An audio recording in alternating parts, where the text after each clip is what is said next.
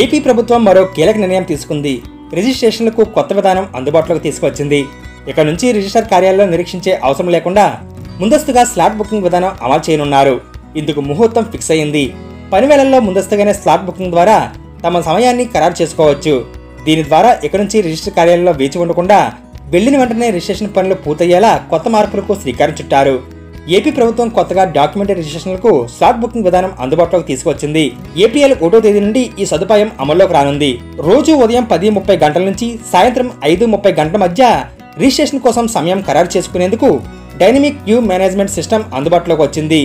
IGRS వెబ్సైట్లోకి login అయ్యి వెంటనే డాక్యుమెంటేషన్ ప్రిపరేషన్ మాడ్యూల్ ఉంటుంది. అందులో ఆస్తుల వివరాలు నింపిన అనంతరం దరఖాస్తు ID వస్తుంది. దీని ఆధారంగా రిజిస్ట్రేషన్ సమయాన్ని ఖరారు చేసుకోవచ్చు. కంకిపాడు రిజిస్టర్ కార్యాలయంలో ప్రయోగాత్మకంగా ప్రారంభిస్తున్నారు. ఈ విధానం ద్వారా ఇక నుంచి భూముల క్రయ విక్రయాలకు సంబంధించి రిజిస్ట్రేషన్ ప్రక్రియలో ఇబ్బందులను అధిగమించవచ్చని ఏపీ ప్రభుత్వం భావిస్తుంది. దీనికోసమే రవాణా శాఖలో మాదిరిగా స్లాట్ విధానాన్ని అమల్లోకి తీసుకొచ్చింది. ఈ విధానం ద్వారా క్రయ విక్రయదారులకు ఇబ్బందులు తప్పనున్నాయి. రిజిస్ట్రేషన్ల కోసం ఉదయం కార్యాలయాలకు వచ్చే వారితో సాయంత్రం వరకు రద్దీగా కనిపిస్తుంది. ప్రస్తుతం వివాహ రిజిస్ట్రేషన్లు, భూముల క్రయ విక్రయాలు రిజిస్ట్రేషన్లకు ఇబ్బందులు తప్పడం లేదు. ఉదయానికే సబ్ రిజిస్టర్ కార్యాలయాలకు చేరుకున్నా ఒక్కోసారి సర్వర్ సమస్య లేదంటే రద్దీ కారణంగా సాయంత్రానికి కూడా ప్రక్రియ పూర్తయ్యేది కాదు. రాత్రి సమయాల్లో కూడా రిజిస్ట్రేషన్లు జరిగేవి.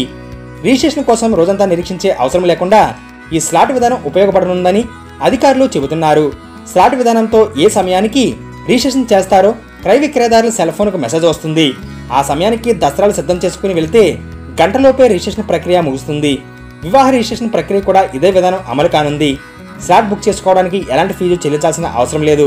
కానీ స్లాట్ రద్దు చేసుకుంటే మాత్రం 100 రూపాయలు చెల్లించాలి.